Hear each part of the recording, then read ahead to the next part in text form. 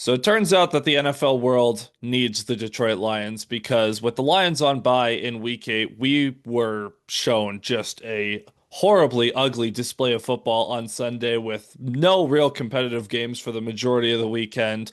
And now we are just waiting anxiously for the Lions to return to action against the Vikings on Sunday. Welcome back, everyone, to another episode of the Payne and Drain Show. I'm your host, Zach Payne. I'm joined, as always, by my co-host, Alex Drain. And Alex, how are we feeling coming out of the bye week where there's been, well, up until this morning, it was just a very chill, relaxed weekend? Well, for the most part, it went pretty well for the Lions. The only thing was the second half of the Packers and Steelers game. I will get probably into that at some point, but was not a good showing from the Steelers defense. That dampened it a bit, but in terms of the NFC playoff picture, the Lions very firmly in their positioning at the moment with the Bears losing, Vikings losing. So as a whole, it was a productive bye week, and hopefully they'll be recharged up and ready to go this weekend.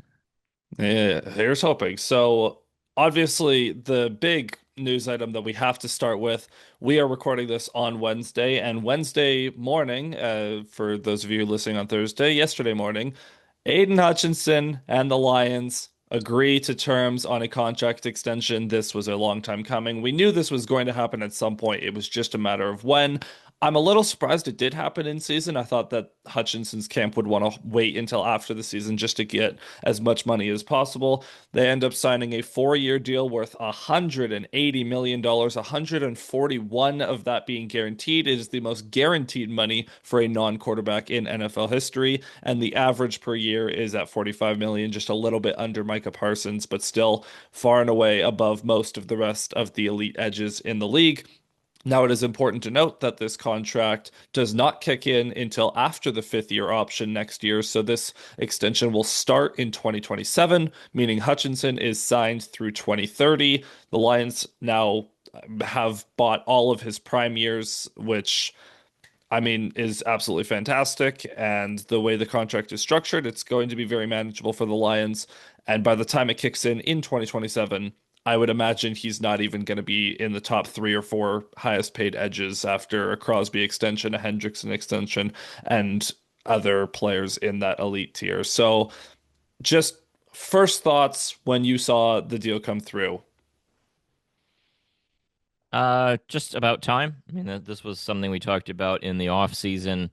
Could they get it done? Why it wasn't happening? Blah blah blah. So good that it got done. Obviously, it's a big number. I had looked at this previously and had thought it would be. This was before Micah Parsons. I had like 5 by 30 million annually for like 150, just based on the Miles Garrett and the like TJ Watt. Then Parsons resets the market, comes in a little below that. Seems fine. And at the end of the day, you kind of just had to give him the blank check. So it is what it is in terms of the financials. But it's such a core player, got it done, and ready to ride. Yeah, and I'm not as worried about the total cap hit because the cap is going to keep exploding in the NFL over the next few years. The important thing was to get it done. So now, to look at this more holistically, as far as the Lions locking up their core, recent Lions extensions, they now have Aidan Hutchinson signed for 4 years. Goff had a 4-year contract. Amon-Ra 4 years, 120 mil. Penei Sewell 4 years, 112 mil. J-Mo 3 years, 80 mil before the season, or yeah, right before the season. Kirby Joseph 4 years, 85. Ali McNeil 4 years, 97. And then contract extensions to Brian Branch, Jack Campbell, Jahmyr Gibbs, and Sam Laporta will loom in the offseason. Lions continue to get all of their young core locked up and well, I guess young core plus Jared Goff locked up. And the reaction coming out of this news nationally is has just been overwhelming praise for how good of an organization the Detroit Lions are and how well Brad Holmes and Dan Campbell are managing this.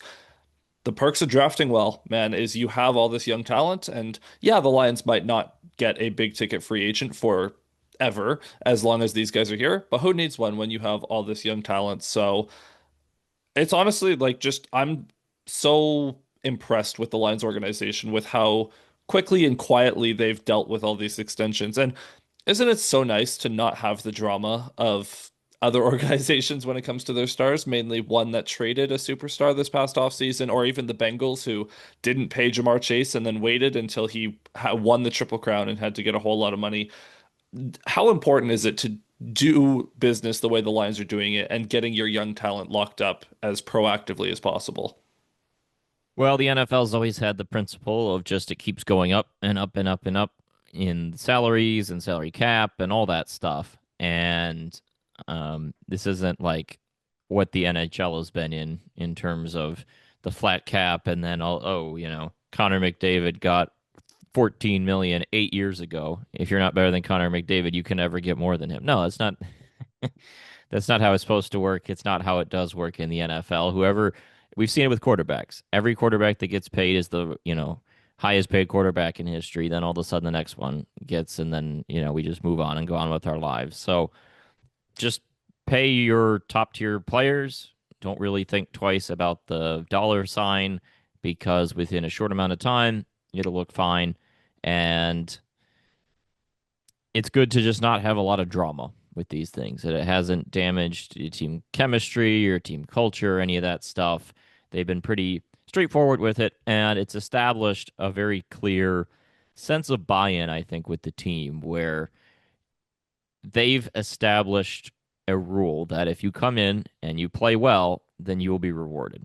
And we've seen that over and over again with all the guys they draft. And I think that's a good thing because it just sets a clear set of expectations and it works for the team, works for the player, and it feels like the organization kind of takes care of their own guys, right? That's kind of been the theme of this Lions regime is that they really care about their players, and I think that probably has a lot of appeal among the guys in the locker room and probably makes them a popular place to play.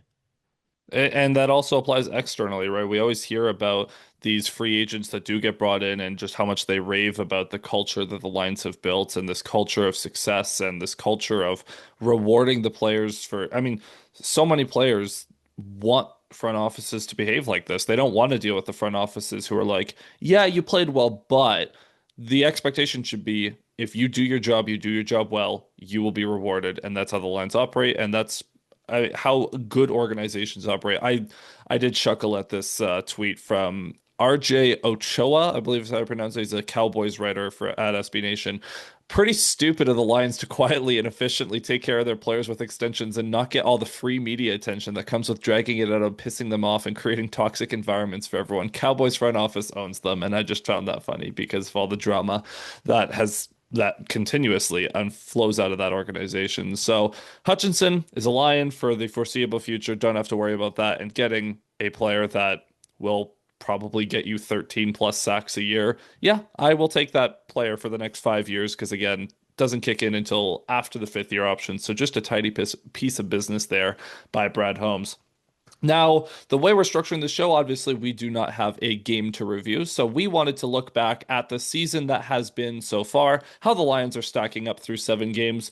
This isn't going to be like the most formal review process, more so just based on what we've seen, because we talk about these games individually and we do tie in some larger themes and talk about trends, but this is kind of the point of the season, a mid-season review, or as close as mid-season reviews will get, to where we can look back at the Lions and just say, this is where we're at, this is what needs to improve, this is what's gone well so far, and we're going to start on the offensive side of the ball. Just in a general sense, how are you feeling about this Lions offense heading or like coming out of the bye? They're currently averaging like 30 points a game. They're still one of the best offenses in the league points wise, but are they meeting your expectations?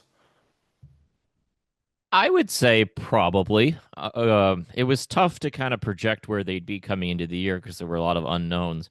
I would say about where I expected coming into the year, about above where I expected after week one, because week one was pretty rough and it really reset expectations for me in some ways when I saw how the interior of the offensive line performed in that game. They've rebounded really strongly since then. But some of the issues that I thought were going to be there coming into the year have been there, where it's a good offense, they are productive, they score a lot of points, but it hasn't totally clicked in the just week to week efficiency that we saw last year. And it's hard to know whether to assign more of that to the play calling or to the interior offensive line or even just the tackles. I mean, Decker's been pretty wobbly too when he's played and he missed some time. So there's any way you slice it, this was going to be, at least to start the year, a worse group than last season. I think everyone kind of felt that with no Kevin Zeitler, no Frank Ragnow. Whatever you thought of the Ben Johnson transition, I was on the lower end in terms of what I thought transition costs were going to be. But they're still transition costs. That's always going to happen. So they've worked through some problems and some challenges, but we've seen glimpses of the unit being as good as they can be at their full potential. That Bears game was really good. The Ravens game was really good.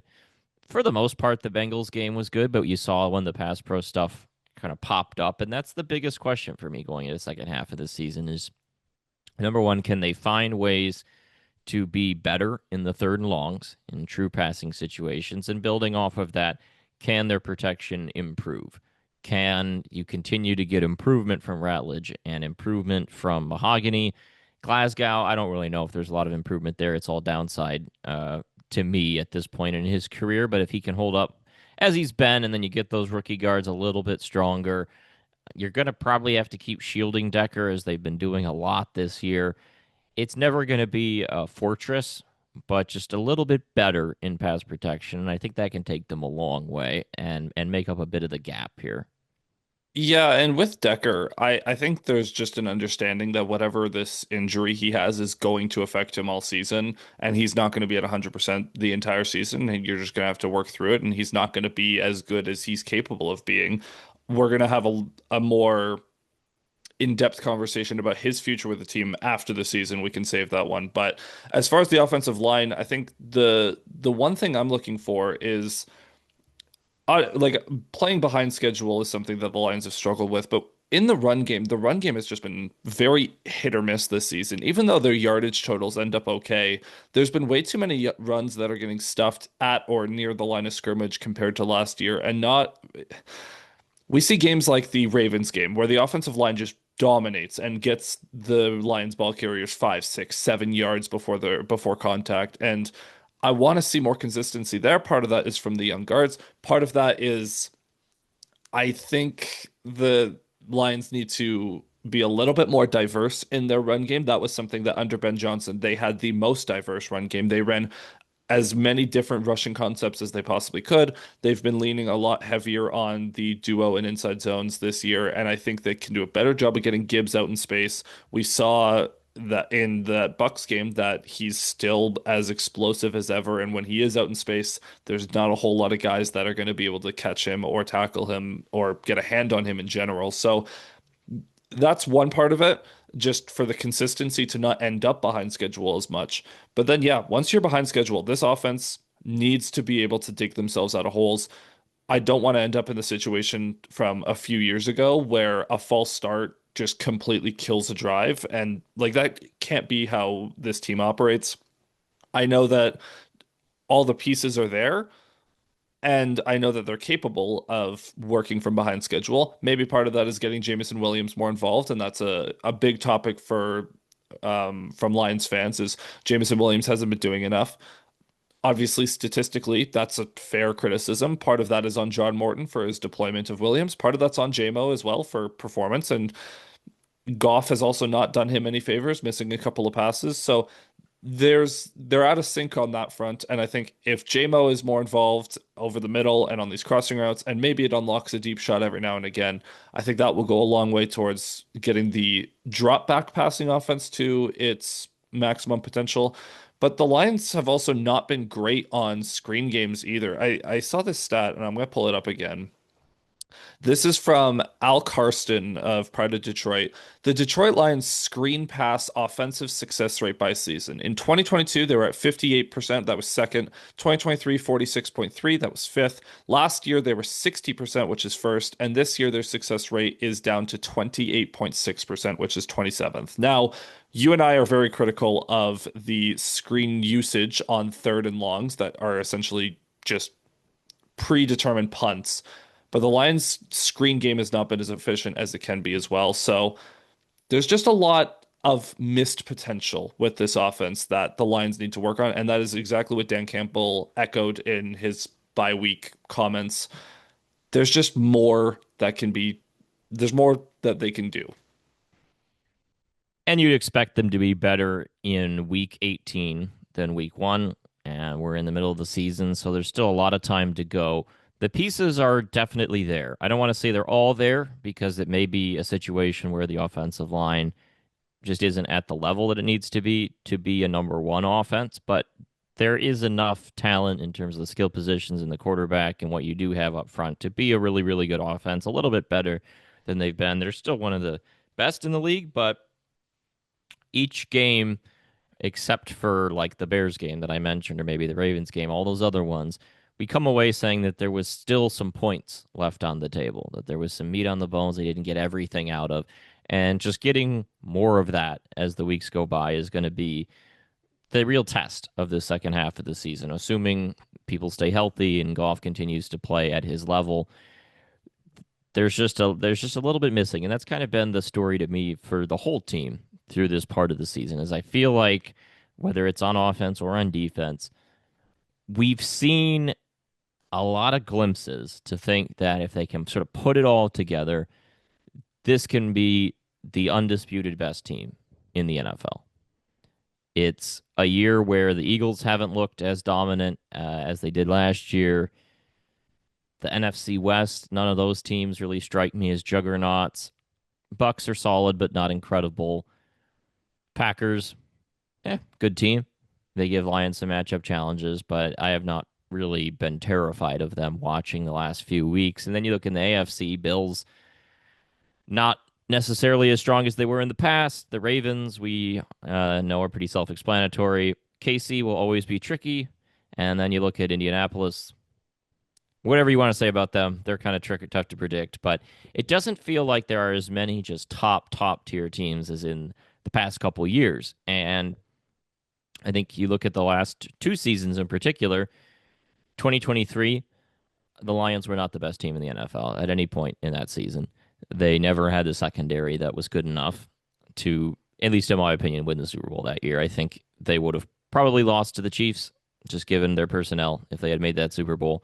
Last year, they had the best record, but I don't think you can say they were the best team in the NFL when the Eagles were, one game behind and ended up rolling to a Super Bowl championship. So they get the crown that year. But this year does feel like this can be the actual best team in the NFL. But it's not yet. And you just have to kind of put the pieces together. It starts on offense with the things we just talked about, but on defense too. And you go week by week, and like the Bucks week, you're just frustrated about the offense, but the defense is great. Then a different week, you're like, well, our offense was good, but the defense, eh. And each week, it's just like if we could get the best of both units clicking at the same time, this could be a really, really dangerous team. It's not all the way there yet, but there's a lot of promising pieces on both sides of the ball. Yeah, and you're gonna want some of those games, especially against like the Packers on Thanksgiving or the Eagles coming up in a couple of weeks, or like the important thing is to build to the point where in the playoffs you need to be getting the best out of both units. And if they do, it's this like the Eagles were not the best team in the league to start last season, but they built to that after some teams like the Lions started to get injuries and they started to figure out their own stuff internally. And once the Eagles got rolling, there was no slowing them down. I think, like you said, the Lions are capable of hitting that level. As long as you hit it in the playoffs, that's all I care about. Like if you take the regular season to figure it out and then you hit your stride when the games matter in January and February, that's totally fine by me. It's just continuing to build, and I hate to see the repeated mistakes and the repeated inconsistencies like with the play calling on third and long, or with this third and long and the Lions not being able to convert it once they get backed up. So that's the biggest thing to kind of move forward to. Um, how happy are you with John Morton's performance as a play caller so far? It's been okay. There's it hasn't really blown me away. He's had some nice calls here and there. There's also been some confusing ones. I This is his first time calling plays, right? I don't or no, he He was OC 1 year with the Jets. Jets, right? Yeah, which that doesn't count. um, This is the first serious offense that he has coordinated, and that was also like what 6, 7 years ago. It was like Yeah. Adam Gase era. So it's been a little bit, and I think he's kind of learning on the fly. Obviously, he was in the building a few years back, but the 2022 team he was working with in Detroit was a very different team than this one. You look at the offense, who's still left from that? Amon-Ra, Goff, Sewell, is Decker, right? That's probably it for this offense. So yeah, times have changed compared to what was on that unit, and so I think it's understandable for him to be working his way through it. The way I would describe the offense right now is it's a collection of really talented players with some weaknesses, but for the most part, it's kind of felt like the talent is winning out in their weeks, generally speaking. It's like, yeah, wow, this was a great Gibbs game, or like, wow, this was a great Amon-Ra game, or this was a good Laporta game, or Goff was incredible, as opposed to like a well-oiled machine, right? That's working just efficiently, and all the pieces are clicking, and Like the last year. coordinators, right, and the coordinators in true mastery of it, and all that kind of stuff. So they just got to sort of link some of the pieces together. There's been better weeks from Morton. There's been worse weeks from Morton. I expect it to be better as the year goes along, but figuring out that third and long stuff is really that's what this bye week has to have been spent on because it's really hard to imagine the Lions being capable of winning a Super Bowl if they can't improve there. Like if you're just a goner in 3rd and 10, like your defense better be really good and you better be rolling from the start of the game basically and just kind of in Yeah. command of the game state the whole way. You might not win a playoff game if you can't convert a 3rd and 10. So Yep. that's priority number one. Flipping over to the defense, and I feel like uh it's similar to the offense in that it's a mixed bag, but it's a mixed bag because the expectations were different. We've obviously had weeks where it's been dominant, like against the Bucks. We've had weeks where they couldn't cover anything, like against the Chiefs. In general, they've been good against the run. They've been a lot better on inside runs compared to outside runs. They have really struggled to set the edge so far this year. Hutchinson is crashing inside way too aggressively on outside runs, and no one opposite him can set the edge very effectively. So, Davenport, Josh Pascal, one of you, please get back healthy as soon as possible. That'd be great. Yeah, we'll start with the defensive front here, the defensive line and the linebackers. I would say very good in some aspects, but I kind of feel this is the part that feels similar to the offense, where it feels like there's another gear they can hit. The sacks have obviously been great. Like they've been doing a good job getting home. They've done a good job on their blitzes. They've done a great job facilitating these gaps to have the linebackers flow to the ball. And Jack Campbell's been a monster against the run. What do you think? Like, what would the evolution for this defensive front look like in the second half of the year? Well, we're beginning to see the evolution with Aleem McNeil coming back. Like that's the first part. That just watching the Bucks game compared to all the other ones, it felt night and day in terms of the presence of what Aleem McNeil was able to bring. It's interesting that kind of coming into the year, my expectation was they would be back to really dominant in run defense and that pass rushing would be quite a work in progress. And after the Packers game, kind of felt like that was going to be the case. They didn't get much pass rush in that game. Run defense was pretty solid overall. Since then, the run defense, I would say, is a little below my expectations. They've just down to down, it's been pretty solid. But as we've talked about, they give up those like 10-yard chunks a little too often. And even between the tackles, it's getting 4 and 5 yards, a little more than I would like, as opposed to 1 or 2 yards. But on the other hand, their pass rush was pretty good, not just blitzing, but I mean, Al-Qadim Muhammad stepped up big time during the period where McNeil was out. That carried some weight for them, and then Hutchinson's been getting back up to speed. And now with only McNeil coming back, it feels like their pass rush could be really dynamite. And as we talk about trade deadline stuff a little later, all the talk is about edge guys, and now I'm not as concerned with that, but I want to see the run defense tighten up, both in edge setting, but just better in the middle of the defense. And McNeil is going to change that. He will be a big impact there. Reader's been pretty solid. I'd like to see Tyleik Williams continue to grow. He's been pretty mediocre to me so far this season, but he is a rookie defensive tackle, and that's a position where sometimes it does take a couple years for guys to settle in. So I like where this defensive front can get to, and it's really just going to change with McNeil because what we just saw glimpses of is really impressive. And to think like I don't know how close to 100% McNeil was in that game. He looked as dynamite as ever. He looked like he was pretty close to 100%, but if he was at 80, 90%, if he's still ramping up and through the bye week able to come out even more explosive, play a complete allotment of snaps, it's just going to do wonders. And for Aidan Hutchinson especially, like we talk about him getting to a defensive player of the year level. Well, McNeil helping out is going to do wonders because that's going to force quarterbacks further back in the pocket, allow him to burn around the edge and clean things up. So there is definitely a chance for them to be very dominant. And yeah, I just want to see like the run defense has number one in the league potential with the personnel available and the philosophy and the way that Jack Campbell has been playing this year and the two run stuffers that they have up front in Tyleek and Reader who just soak up blocks. I just want to see it. I just want to see it because if you get into a game against the Eagles or the 49ers with McCaffrey or even the Rams with like Kyron Williams, there's a lot of good running backs that are going to be in the playoff picture in the NFC. So being able to keep them in check is going to be huge. The secondary, obviously it's banged up. When they were fully healthy, we saw glimpses of I won't say greatness, but we saw glimpses of very good play from DJ Reed and Terrion Arnold.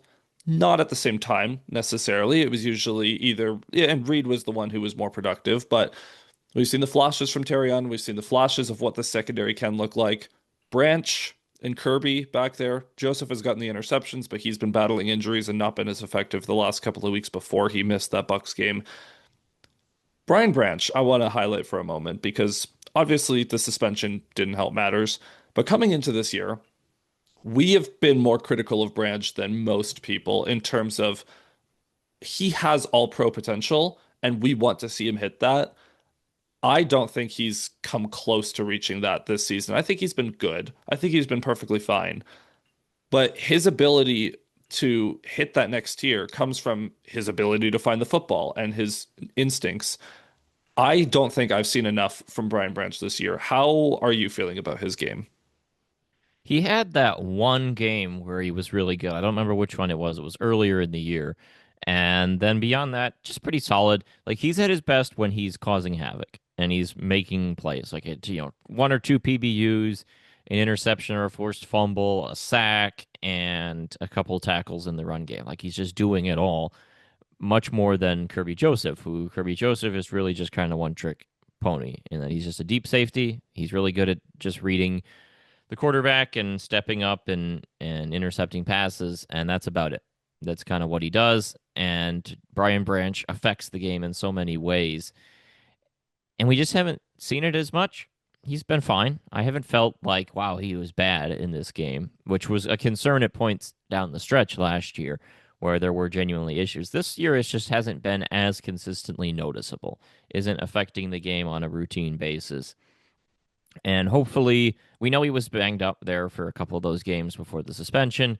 Hopefully, with a couple of weeks to rest due to the suspension and the bye week, he'll come out and be fired up and ready to go. And if you can get him back making plays at the level he's capable of, that takes it up a notch. And this is a unit. The secondary has a lot of talented players. We haven't really seen it cohere together, except for when all the backups were in, and then suddenly it did against Tampa Bay. But with the starters together, there's a lot of potential with this group each week, and just kind of like the offense in terms of like each week there's one guy who has a really nice game. It would be nice to have a game where two, three, four guys all have a really nice game, and you just kind of suffocate an opposing offense. Yeah, and so I Terrion should be coming back this week. DJ Reed's still a couple of weeks away, but with Terrion and Amik out there, Amik, arguably one of the more underrated players in the league, let alone on the team, he should be able to hold down the fort pretty nicely. And obviously, there's probably going to be a little bit of a sub narrative after week 18, where he was the one tasked with lining up against Justin Jefferson, and now he presumably might get that responsibility again. I think the secondary, again, they are fully capable. With Branch, I wonder if Branch just needs to be around the line of scrimmage more because he's so good at jumping the play against the run and getting a tackle for loss and getting in the backfield as the handoff is happening. Like when he reads a play, he's just so good. And it seems like that havoc rate is a lot higher when he's operating within 5 yards of the line of scrimmage compared to when he's playing more backed off in coverage. So hoping to see that. What have you liked, disliked, and mainly noticed differences compared to Aaron Glenn with from Kelvin Shepherd so far? I like Shepard to date. He's had a couple really signature games, one against Lamar Jackson, one against the Buccaneers, that seemed really well prepared. The only bad game defensively was the one against the Chiefs, because like the Packers game, they got burned a couple times deep, which sort of what happens with Green Bay. Like they're the never bunt hit dingers offense in terms of how they threaten you down the field, try to get the big play at all times. But that first half of that game was not very good. Then the second half, they were much better. They were great against the Bears. Um, they were great against the Browns. Bengals first half they were fine. Like really the roughest moments were KC and then the second half of that Bengals game. And kind of felt like the second half of the Bengals game they got a little just unfocused, you could say, or a little sloppy and with a large lead. So for the most part, it's been pretty good so far. There hasn't been, even with the Chiefs game, there were some injuries, and it's the Chiefs. There hasn't been a game like my thing with Aaron Glenn was every so often, like two, three times a year, they would have a performance where it was like, wow, this is one of the worst defensive games I've ever seen from an NFL team. Usually it was against Seattle with Geno Smith, a quarterback, for no apparent reason, but those games just killed me on a regular basis. They were very frustrating. They'd give up 400, 500 yards and just felt like they couldn't do anything to stop. And like the Bills won last year. And again, the Bills are really good, but like, holy cow, did they get fried in that game? Yes, there were injuries, but they got just smoked. And this year so far, there hasn't been any of those. They've been challenged by the Chiefs, but not just like ripped up. So that's a nice part. It doesn't feel like they've been, first of all, they've been better prepared, I think, for mobile quarterbacks. We saw that with Baker. We saw that with Lamar Jackson. Those issues that consistently haunted Aaron Glenn have looked like Crazy they've what been happens dealt when you with. use a spy, hey? It just feels like they've been a little more prepared week to week for each specific matchup, as opposed to just sort of doing their base thing and then it either works or it doesn't work. The other big difference, obviously, we've talked about this at points in the year, but they've been playing 4-3 most of the time. Lions last year with Glenn were usually 4-2-5. Obviously, Barnes got hurt earlier in the year, but they went 4-3 as kind of the changeup, whereas this year, 4-3 is pretty much the fastball. Shepard was linebackers coach, so he's leaning on a third linebacker in Barnes much more heavily. That's a big change, too. And so far, it's worked some decent dividends. And their DVOA numbers are pretty good. And that's despite not having had a ton of turnovers, at least not that I can really think of. I mean, they've had some takeaways, but it's not like the Jaguars have like a ton of them so far this Yeah, year. I don't know where the Lions rank, but can't I'll find imagine out. it's one or two. So so far, I would say I'm pretty pleased. They've had some easier games offensively, like playing the Browns, but to date, hard to be too disappointed with the performance of the defense. So, total takeaways, the Lions are currently fifth. Hmm. The Bears are first. That is Okay. shocking to me. The Bears are first with 11 interceptions, 5 fumble recoveries. The Jaguars are second with Yep. 14 total. The Colts and Bucks are tied with 12, and the Lions are tied with the Patriots and Texans with 11. Okay, yeah. So a decent number, and they're always going to be predisposed to that. Like that's Campbell's whole thing is he wants a high havoc rate defense. But it hasn't felt like they've gotten super lucky in terms of a ton of interceptions boosting their efficiency metrics and such. I would argue the luck is more with the fumbles. Like it feels like they've forced a ton of fumbles but can't recover them hardly. Like Hutchinson has like 5 forced fumbles on his own. There was a couple that Amik forced. There's a couple like it Yep. just feels like and the other thing has been untimely penalties. Like Hutchinson has had 3 sacks taken away with penalties. Like that's unbelievably unlucky. And so I think the biggest thing for me with Shepard is Glenn, it felt like wanted to play a style of defense where it was along the lines of, you know what we're going to do, but you still can't beat us. and obviously teams just simply beat them. Whereas Shepard is at tailoring the defense and adjusting to his opponents a lot more. He's also disguising coverages a lot more. He's not really doing this whole, you know what we're going to do, try to beat us one on one. He's actually like mixing and matching a little bit more, rotating into different things. Maybe that's due to injuries, maybe it's not. It was a big thing in the Bucks game. We'll see if that continues going forward when everyone's healthy. I think Shepard is he has a lot of potential as a coach.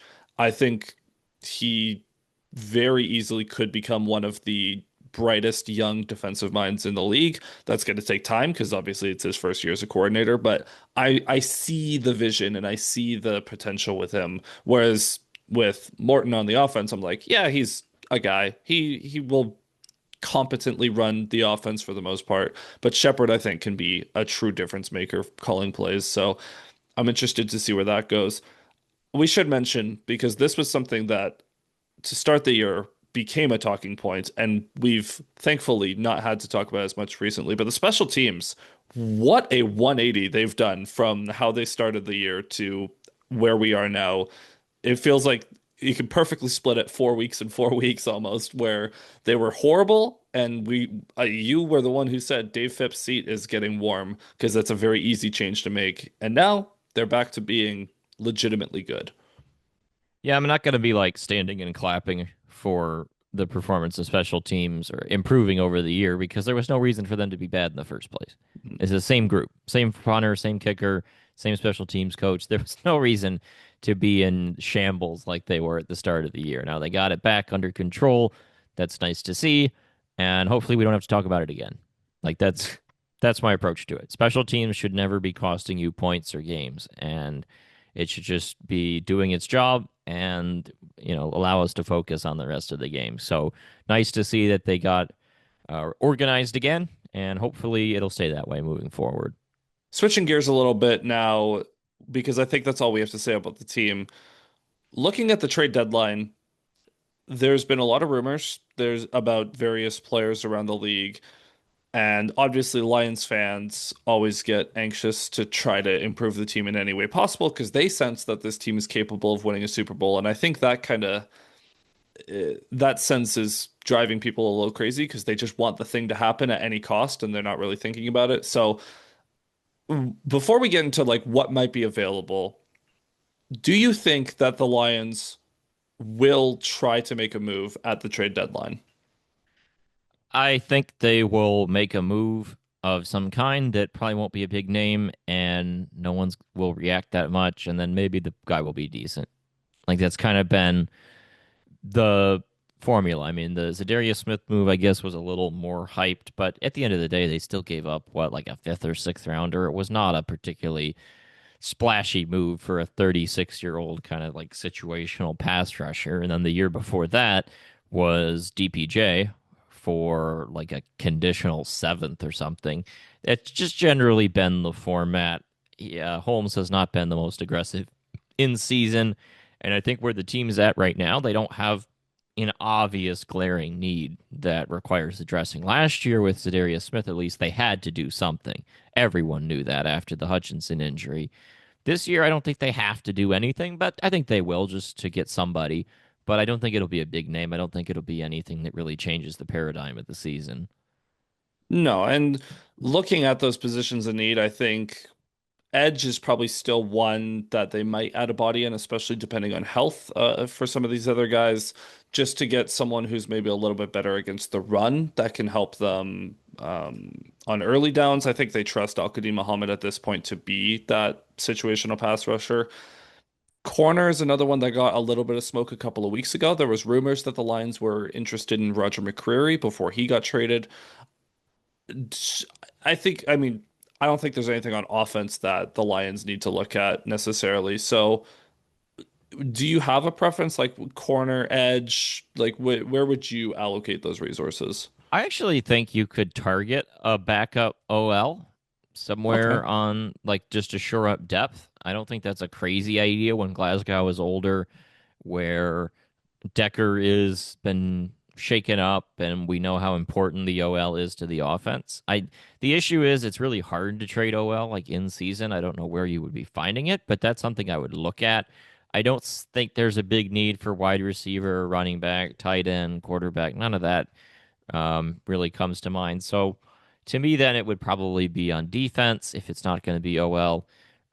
Edge is really the one where all the rumors have been. That was the thing 2, 3 weeks ago.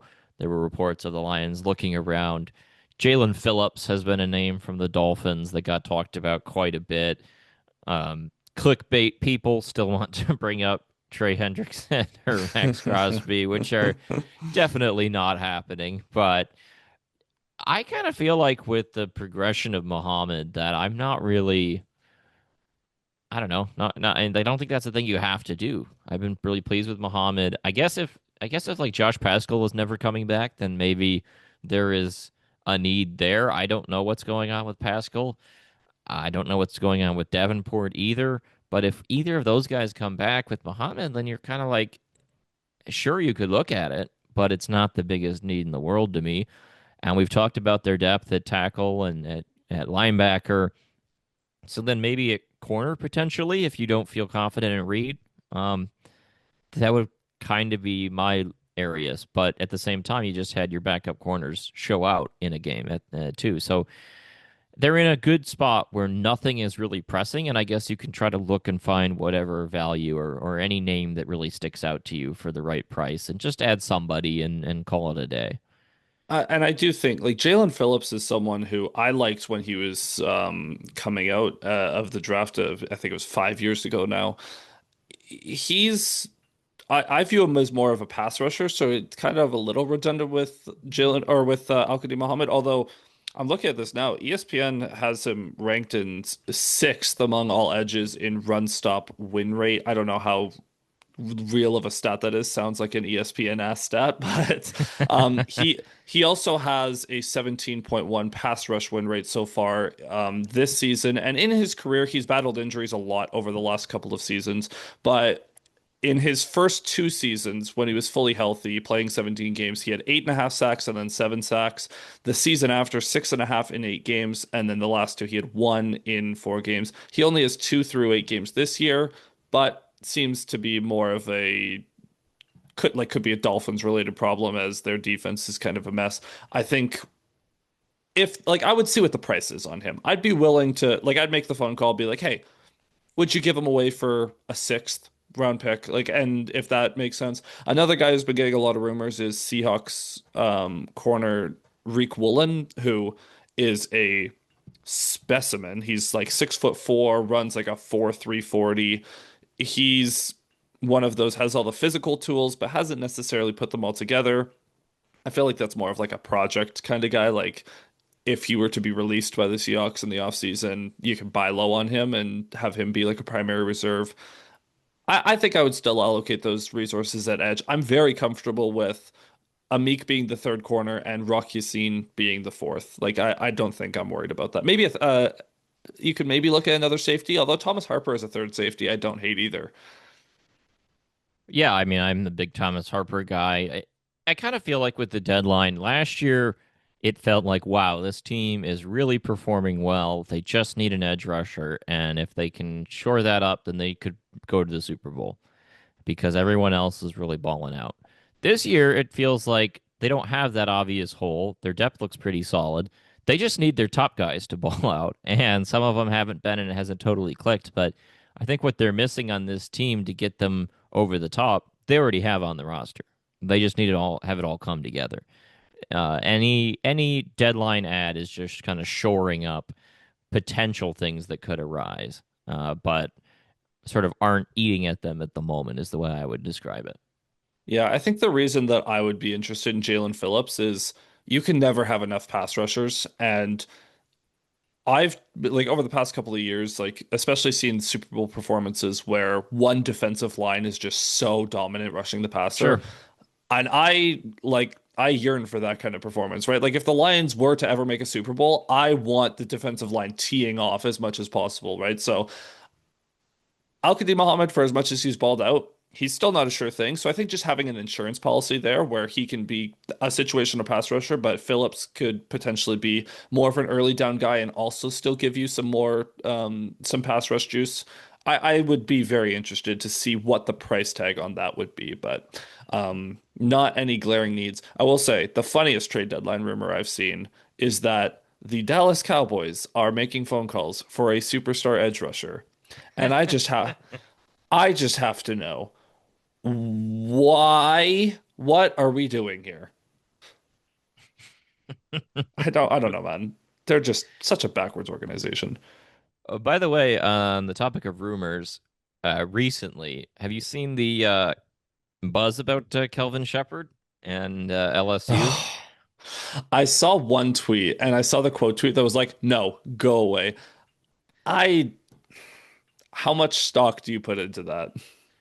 Not much. So LSU, it sounds like, is going to be targeting maybe a young and up and coming coach as opposed to trying to do the flashy, big name, high salary move, which is kind of what they did with Brian Kelly, and it didn't work out. Kelvin Shepherd obviously is a young and up and coming coach, but it just doesn't seem remotely plausible. LSU head coach is a serious job of high magnitude. There's a ton of things you have to deal with, and Shepherd has coached 1 year in college, and that was only kind of, I think he was like he was like a GA or something in like 2020-ish, like a special assistant kind of guy. Since then, he's been in the NFL. He only has, at this point, a half season of coordinating experience. No, that he's just not ready for that. Not remotely ready. Is it more plausible he could be the DC under a new coach at LSU? Sure, but why would you leave an NFL DC job for an NCAA DC job? It just doesn't make a lot of sense. So, is Yeah. he a guy that is on like a 20 name short list? Sure, but it seems completely implausible. I mean, Notre Dame hired Charlie Weiss back in the day, who was the OC for Tom Brady with the Patriots. And Charlie Weiss had been the OC in the NFL for 7 years and was regarded as like one of the best OCs at the time Notre Dame hired him. Also, it didn't work whatsoever. Charlie Weiss was horrible in Notre Dame, and the gap between the NFL and the NCAA and what the challenges of each coaching situation is have increased dramatically. So it just seems completely implausible to me to be hiring a first year NFL DC to be a head coach of a top tier program like LSU. Yeah, and it feels like Shepard is a lot more of like a motivator and like guy that develops the existing talent rather than would go out to recruit new ones. I don't know.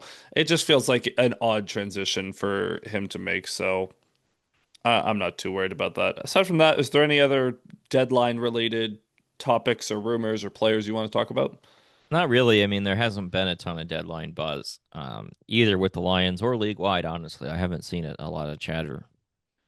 Yeah, no, I haven't seen much at all. So to go back and recap week 8, usually I would start with Thursday Night Football. I'm gonna save that because the Lions play the Vikings this week, and there's a lot of topics coming out of that game for the Vikings we have to talk about. Um, I'll throw this one because I was actively cheering for this result.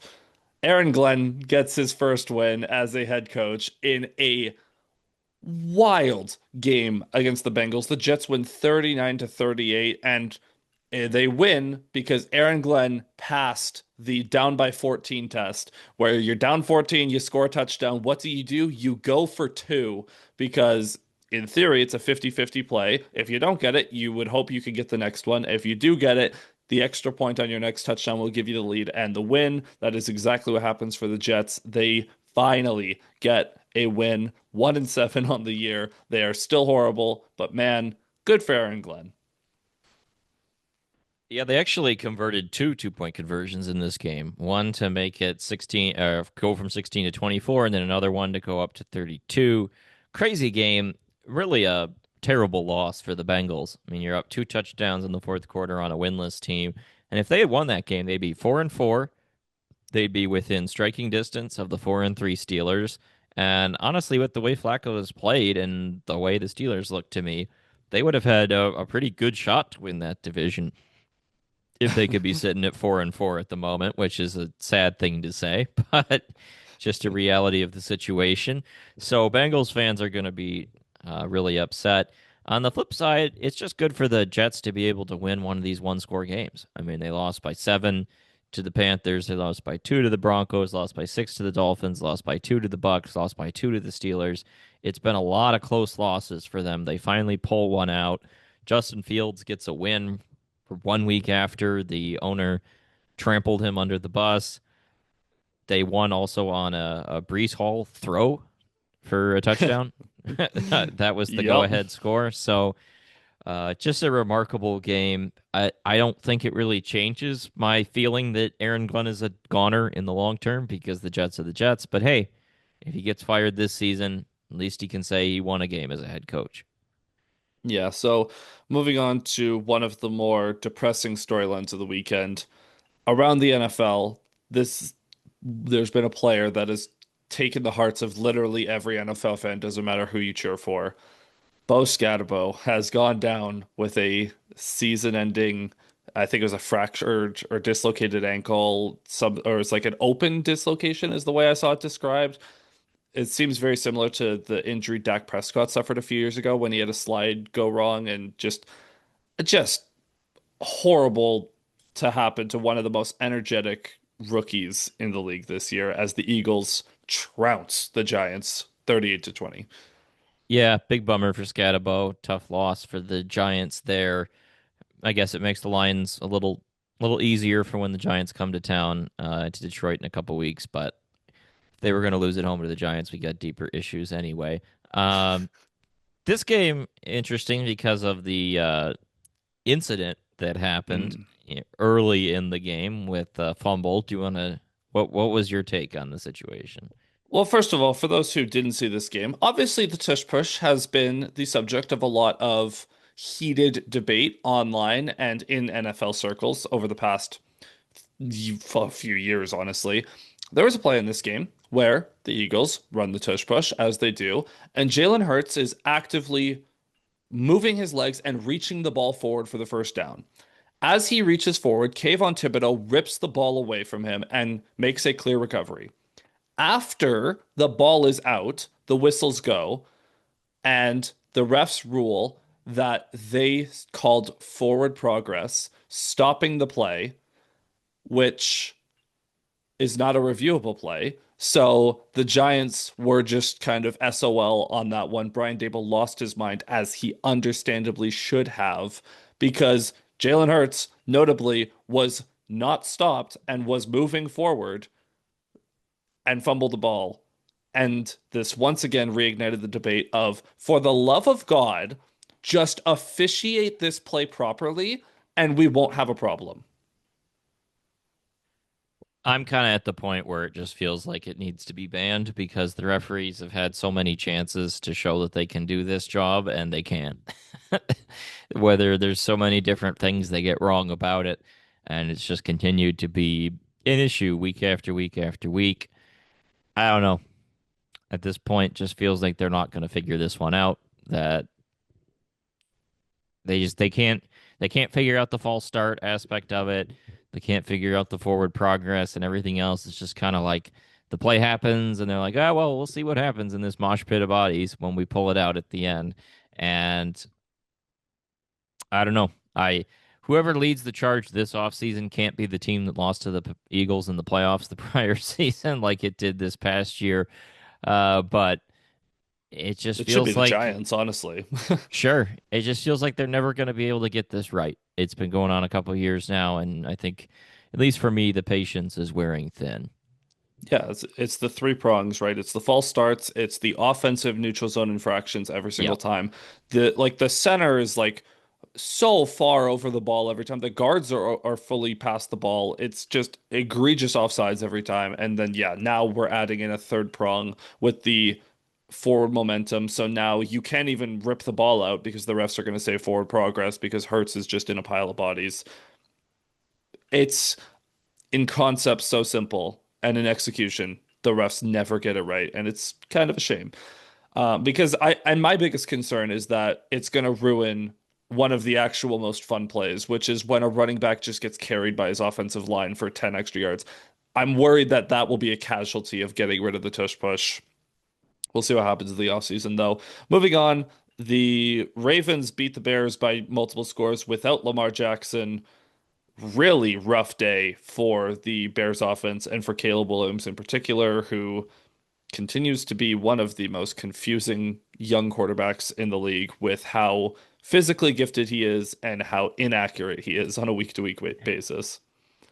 Yeah, which is so weird because the accuracy was not the concern coming out of college. That wasn't really my concern. I had issues with him attempting dangerous plays and trying to extend and then putting himself in bad situations and throwing inadvisable balls while on the run, etc. But accuracy was never the problem at USC, and he's sitting at 62% completion, or just a hair under 62% this year. And that's actually lower than last season when he was at 62.5. So it's a little weird. I don't really know where that came from. But this Bears offense, as it sits right now, 24 points a game, 350 yards a game. Yeah, they've been okay, but they also have not played the toughest schedule in the world. I mean, they played Anyone. outside of the Lions, they played Vikings, Cowboys, who have an atrocious defense, Raiders, Commanders, who have an atrocious defense, Saints, who are atrocious everything, and then Ravens, who their defense has been pretty bad this year too. And obviously, Lamar didn't play on the other side of the ball. They got the Bengals coming up this week, so another in the run of bad defenses. But I think if you were imagining the Bears making the playoffs, that's a tough loss for them because now they're at 4-3 and their schedule is so backloaded with Packers and Lions and Eagles in the final month and a half of the year. So it kind of feels like we're heading towards another sort of like 6-11, 7-9 kind of season for the Bears unless something turns a corner offensively. Yeah, it's going to be fascinating to see the Bears and Vikings kind of duel out for third in the NFC North down the stretch. Um, just really not impressed by that team. And again, it feels like there's so much potential there and they have a lot of good players and they just never figure it out. Um, Moving on, I did mention the Jets, so I should mention the Dolphins absolutely killed the Atlanta Falcons in one of the more surprising results of the weekend. I cannot believe that Miami was the team to figure out how to stop Bijan Robinson, but here we are. They managed to do it. Good for them. So the Falcons have victories over the Buffalo Bills, Washington Commanders. Commanders aren't incredible, but that's a win. They stomped the Vikings by 16. Those are some solid wins. They also lost by 30 to the Carolina Panthers and by Got shut out. 24 No, to, yeah, yes, and then by 24 to the Miami Dolphins. What the is most going on with normal this team, team? most normal team of all time. And how much you want to bet the Falcons in 2 weeks are going to just kill the Colts for some reason? At 9:30 a.m. Oh, is that a in Germany Berlin. game? Yeah, Oh Berlin. no. Well, you know what? Jonathan Taylor's been incredible. Bijan's incredible. We're just sending the best running backs in the sport over to Germany now. Fine, that's all right. Yeah, what an enigma of a team. Uh, I have no words. They're just weird. Bizarre. Um, then aside from that, the Broncos beat the Cowboys pretty convincingly. The Bucks beat the Saints pretty convincingly. Colts trounced the Titans as you would expect. Jonathan Taylor is just having a spectacular season. I think he already has 14 touchdowns. Insane. This is the one result that is pretty relevant to Lions fans. The Green Bay Packers defeat Aaron Rodgers and the Pittsburgh Steelers. Now, we were talking during this game, and I had sent you a message like 5 minutes into the third quarter. It was right after Tucker Kraft got that like really weird send up a prayer, somehow makes the catch, and then runs for 30 extra yards kind of catch. And I was like, well, the Packers are on their way to win ugly again. And then as soon as I sent that, the Packers proceeded to stop playing ugly football and actually just realize their potential and outplay the Steelers for most of the second half. I gotta say, that fourth quarter, that is the most impressive quarter of football the Packers have played all year, including the Lions game. I really hadn't watched the Steelers much this year. I heard a lot of the chatter. There's someone in a group chat I'm in that's a big Steelers fan, and I was always talking about the Steelers, but I don't really watch many of their games. I think they played one in overseas that was on TV nationally, but I didn't really see a lot of that game. So this was my first real viewing. They also played the Bengals on Thursday night, but again, that was while something else was going on. So this was my first like full sit down of the Steelers, and good grief, that defense. Like, what is going on with I mean, their whole thing the prior 3, 4, even longer years had been they always have a good defense. The offense has its question marks, but they're a good defensive team that front with Watt and those guys get pressure, and then their secondary was generally pretty good, and it's just fallen apart under Terrell Austin of all people, Detroit Lions old friend at defensive coordinator, but they couldn't cover. They couldn't tackle in this game. The run defense was okay. They got some pressure from time to time on Love, but never sacked him. And then there just felt like there was always a guy running wide open in the middle of that defense, and then the guy would catch it and they wouldn't tackle him. And in the first half, they held up okay. Second half, they just couldn't stop anything. And it could have been even worse if the Packers didn't have multiple kicking fiascos in the first half. I mean, offensively, I thought the Steelers were okay, but boy, that defense is just a mess. Yeah, my favorite play was Jordan Love took a deep shot and it looked like it was going to be intercepted, and then the DB just keeps backpedaling and backpedaling, and then he jumps for the ball and he's 5 yards short of where it ended up. It was the funniest play. Yeah, I don't have a whole lot of words for the Steelers team. They're the Steelers. They'll be 9-8. Lions play them later this year, and if they lose, then I'll be surprised because the Lions are just a much better team. I'm very excited to see Aaron Rodgers throw a couple more picks to his father, Kirby Joseph. But aside from that, um, good for the Packers. Again, maybe they'll actually start playing convincing football. Last but not least, we'll go backwards to Thursday Night Football. The Los Angeles Chargers absolutely demolished the Minnesota Vikings on Thursday night. 37 to 10 was the final score. It was not competitive really at any point in the night. And now, in the aftermath of that, Carson Wentz, there's this whole fiasco. He's now out for the year. He was apparently too injured, but the medical staff gave the okay anyways. And now he worsens that injury. JJ was coming back anyway, so it works out. But now the Vikings don't have a competent backup. Just what do you make of what has happened to the Vikings organization in the past week? It's this is a hard come down. I mean, what's the like NFL record for largest subtraction in losses from one year to the next? I Let's find out. I would imagine it's maybe the year that remember when Peyton got hurt and the Colts went from like 11-5 to like 2-14. That might be the record, I would guess. But this Vikings team is starting to look like they could be 6-7 win team after 14 a year ago. They just look disorganized. They look bad on both sides of the ball, if we're being honest. Like their defense has been okay, not causing the same degree of havoc that they did last year, though. Outside of that one game against the Bengals, where they got a ton of takeaways and stuff, but the offense, on the other hand, also just isn't doing much of anything. And then you got the drama with Carson Wentz and the injury, and people were mad at Kirk Herbstreit for kind of dunking on Carson Wentz for being too emotional on the sideline while he's like dying, and people don't know what's going on with JJ's health.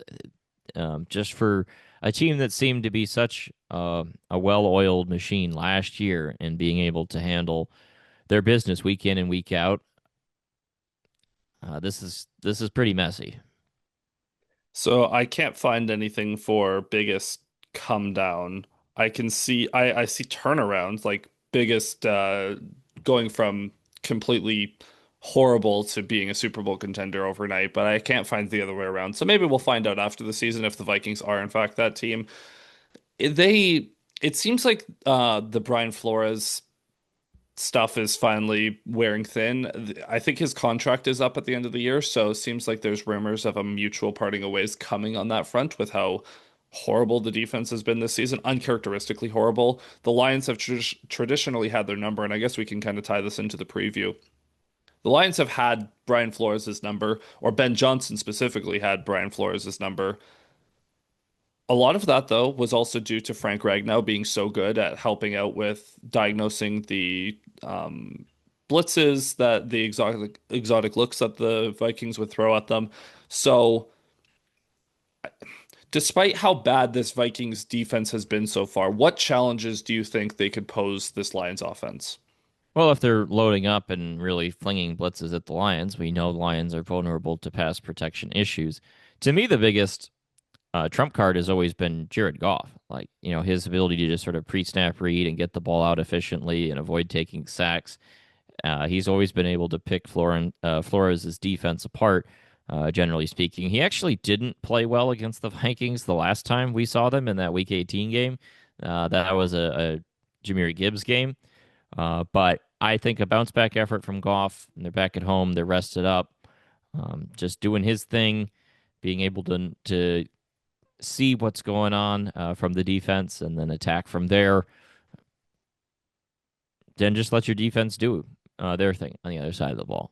Like, I think this is the Vikings offense looks weaker than the Vikings defense to me at the moment. And if the defense is keeping the Vikings in check, then you probably don't need that much from the offense to win this game. And I think what we've seen from Goff against Flores in his career suggests they should be able to get the necessary points on that side of the ball. You mentioned Jahmyr Gibbs being the catalyst for that Week 18 win, and I wanted to bring up his stats versus the Vikings in his career because they are quite hilarious. He did have one game that was horrible so he's played them four times. So one of them was bad. The rest of them have been really good, and both games last year he was fantastic. In four career games against the Minnesota Vikings, Jahmyr Gibbs has nine touchdowns, which is just comical. He's averaging about 115 total yards per game against them in his career. This has been a player that the Vikings have really struggled to keep contained, and he just last year especially just really his elusiveness in the open field really gives them trouble. Obviously, his ability to just make one cut and go gave them a lot of troubles. The Week 18, first two touchdowns he scored in that one were just him being too quick for them to get hands on. So I think the run game is going to be a big thing for the Lions in this game. Goff has to obviously get the ball out in a clean and efficient manner.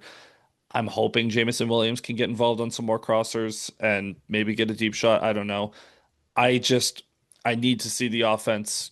I would like to continue the trend of scoring 30 plus against Flores. And, 30 tends to be a pretty safe number for this offense, which is hilarious, but that's the goal. Defensively, since you are also our resident Michigan expert, JJ McCarthy, what are you expecting from him in this one? Well, he played just the two games, right? Was seven bad quarters and one good one. I mean, when he's at his best, he is a mobile quarterback who can scramble, can navigate the pocket pretty well, can run around, has a pretty accurate arm, generally speaking, but it just seemed like his reads were not there yet. When he played earlier in the season, he was taking too many sacks. The sacks were contributing to injure him, and that's been the reason why he's been out. The offensive line for the Vikings looks beat up to me. If they're not giving him protection, then I think the Lions can coax him into a couple mistakes. It's really not a great place to put him back in if you're the Vikings. Like, he's been on the shelf. There's been question about when is he going to play. Dropping him in a road game against the Lions to me is not a great idea. And I think it could be, unfortunately, a little rough. There might be some rust. And we've seen the Lions handle mobile quarterbacks better this year. So I think it could be a long day for JJ. I mean, I wanted to get this on the record. Jeremy Reisman tweeted this the other day of the Vikings DVOA numbers. I mean, 26th overall, 29th in offense, 27th in pass offense, 23rd in run offense, 19th in defense, 25th in pass defense, 20th in run defense. I mean, that just reads like a bad team. Yeah, well, I mean the Vikings are incapable of being normal. So year to year, no one changes more year to year than them. I will say just to defend the coaching staff for dropping JJ into this game. With Carson Wentz now out for the year, your alternative is Max Brosmer. I think JJ's a better option. Brosmer's a local guy. He played at Minnesota last year. Before that, he was at New Hampshire. He was like a FCS quarterback. So, and he's a rookie now. So those are your two options: second year player who's barely played, and a rookie who hasn't played at all, really. So this is a game the Lions should win. This on paper is one of their easiest games the rest of the year. So take care of business, and then you go out for that East Coast road trip with Washington and Philadelphia. That'll be really crucial. So just navigate through this with minimal injuries, preferably. Yep, and a last note for me, I will say, for as much as I just talked about how Jahmyr Gibbs owns the Vikings, Justin Jefferson mostly owns the Lions as well. He's had a couple of weird. There was a one game where he got locked up by Jeff Okuda and had like 12 yards in the whole game. Last year in Week 18, he was held in check against Amik Robertson. I won't say he was stuffed because he still had three catches for like 70 yards or something like that. He still was fine. But for Justin Jefferson, that's not as impressive as it could have been. He's fully capable of just going nuclear. So that is the biggest area of concern if JJ just gets him the ball effectively. Jordan Addison is another good receiver. Like they do have some weapons. I'm not exactly scared of TJ Hawkinson or Aaron Jones, but or Jordan Mason, but we'll see Yeah, what they can do. just take care of business. That's the motto this week. Yep. So, aside from that, that's going to be it for this episode. Thank you so much, everyone, for watching. If you're on YouTube, remember to hit like and subscribe. If you're listening on a podcasting platform, be sure to drop a follow and leave us a review. And we will be back next week after this game to preview Lions and Commanders after that. So that'll be a fun one with the whole revenge storyline from last year's playoffs. But yeah, take care of business, and hopefully we will check back in after another Lions win. So until then, everyone, take care. Cheers.